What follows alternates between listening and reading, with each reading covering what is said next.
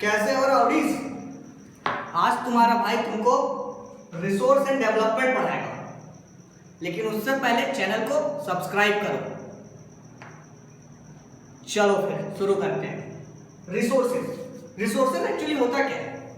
Simple term में बोला जाए तो जो तुम्हारे आसपास में थिंग्स अवेलेबल है, जो तुम्हारे बेसिक नीड्स को फुलफिल कर रहे हैं, वही है रिसोर्सेज। अब थोड़ा इंग्लिश में भी सीख लेते हैं। Everything that is available in our surroundings which satisfies our human needs is called resources. Example देखते हैं। एग्जाम्पल में होता है सबसे पहले वाटर, दूसरा होता है फॉरेस्ट और फॉसल फ्यूल्स, कोल एक्सेट्रा वगैरह वगैरह। बाकी डेवलपमेंट के बारे में तो मोदी जी से ज़्यादा अच्छा कोई बता नहीं सकता।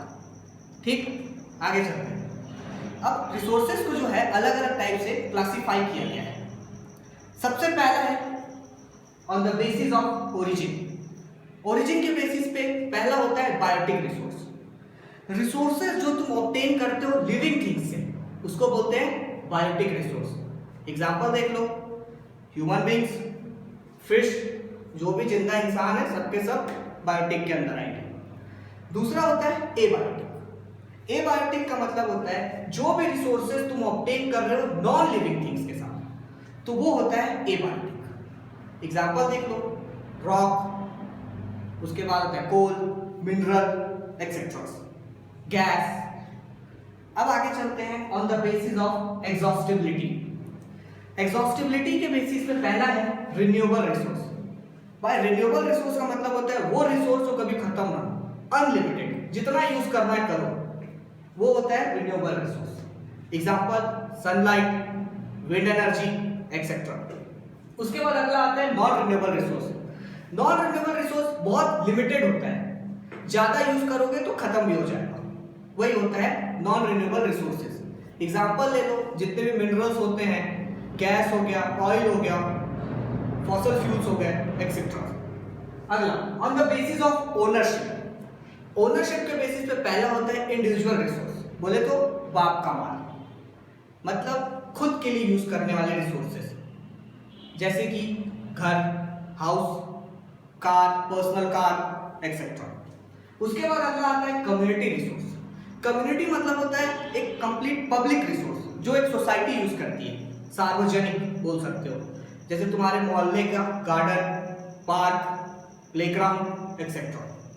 उसके बाद अगला आता है नेशनल रिसोर्स। हर कंट्री का एक बाउंड्री होता है, उस बाउंड्री के अंदर में जितने भी रिसोर्सेज मिलते हैं वो नेशनल रिसोर्स होते हैं। बोले तो नेशनल की अथॉरिटी होती है उसमें, जैसे कि वाइल्ड लाइफ, रिवर।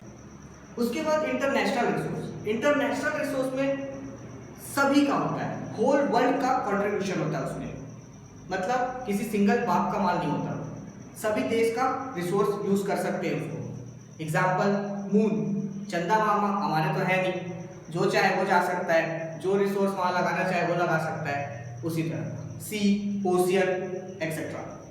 उसके बाद on the basis of development के बेसिस पे भी अलग से कैटेगराइज किया गया है, जैसे पोटेंशियल रिसोर्सेज वो रिसोर्सेज होती है, आइडिया है हमारे पास, प्लान है हमारे पास, इक्विपमेंट्स है हमारे पास और टेक्नोलॉजी भी, मगर हमारे पास उतना फंड नहीं है ताकि उसको सेटअप कर सके, बहुत एक्सपेंसिव पड़ता है, उसी को बोलते हैं पोटेंशियल रिसोर्सेज। एग्जांपल के तौर पर हम ले सकते हैं गुजरात, जो सबसे बेस्ट जगह है सोलार प्लांट के लिए, बट बहुत ज़्यादा एक्सपेंसिव होने की वजह से हम उसको अफोर्ड नहीं कर पा रहे हैं।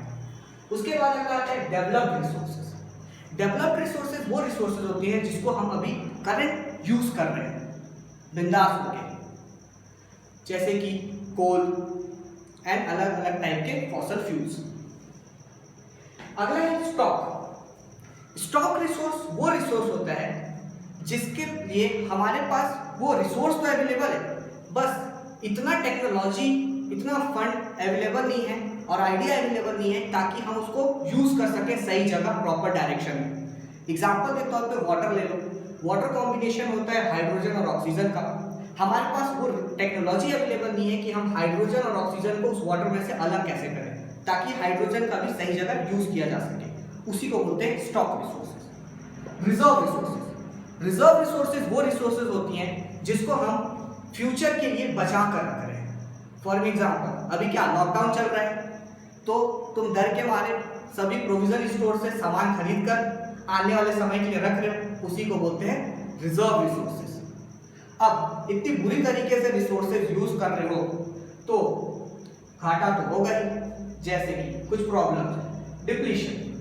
लॉकडाउन की वजह से पूरे किराने दुकान से तुम भर के सामान तो खरीद लिए, सामान खरीदने की वजह से क्या हुआ, स्टॉक शॉर्टेज हो गया, खत्म होने की कगार पे आ गया।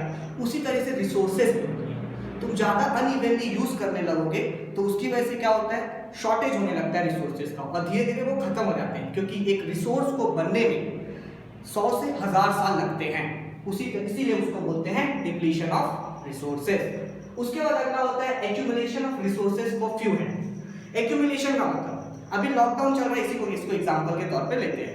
लॉकडाउन में तुम सामान धड़ल्ले से खरीद रहे हो, लेकिन जिसको जिस चीज की जरूरत है वो ले नहीं पा रहे हैं, तो उस आदमी तक वो सामान शॉर्टेज के तौर पर पहुंच रहा है। उसी तरीके से रिसोर्सेज भी होता है, हम अधिक कंज्यूम करने लगते हैं तो लोगों तक पहुंचने का जो ड्यूरेशन है वो खत्म होने लगता है, मतलब बहुत कम लोगों तक वो रिसोर्स पहुंच पाता है, और जो लोग अफोर्ड कर सकते हैं उसको वही लोग खरीद पाते हैं। इसीलिए उसको बोलते हैं एक्यूमुलेशन ऑफ रिसोर्सेज। अब ज्यादा खाओगे तो पेट तो खराब होगा ही, उसी तरीके से रिसोर्सेज को खराब तरीके से यूज करोगे तो देश का या फिर वर्ल्ड का पेट भी खराब होता है। जब वर्ल्ड का पेट खराब होता है तो उसकी वजह से होती है ग्लोबल वार्मिंग, और ग्लोबल वार्मिंग का नतीजा क्या होता है, टेम्परेचर इंक्रीज हो जाना, टाइम पे क्लाइमेट नहीं आना, रेनफॉल समय पे नहीं होना, एंड एक्सेट्रा।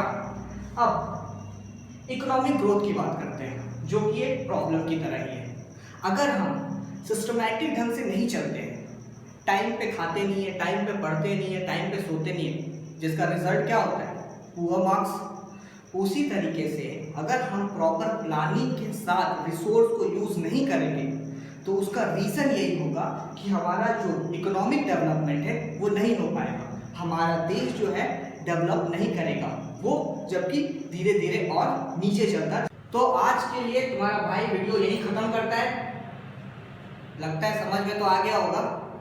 अब जो समझ में आ गया लाइक ठोको, डाउट है तो कमेंट करके बताओ, और अगले पार्ट का वेट करो। चलो जाने से पहले एक जोक भी सुन लो। एक्चुअली अभी मैं गया था गाड़ी सर्विसिंग कराने, तो वहाँ पे स्क्रीनिंग हो रहा था इस वायरस को लेके, तो बहुत भीड़ लगी थी। तो एक बंदा आया, वो बोला सर मेरा भी स्क्रीनिंग कर दो। तो सामने वाले ने किया और फिर बोला कि आपको कोरोना वायरस नहीं है। बट सामने वाला बंदा क्या बोलता है, भैया मेरे को तो पता था, पर मैं तो चेक कर रहा था कि मेरे को कहीं फीवर है कि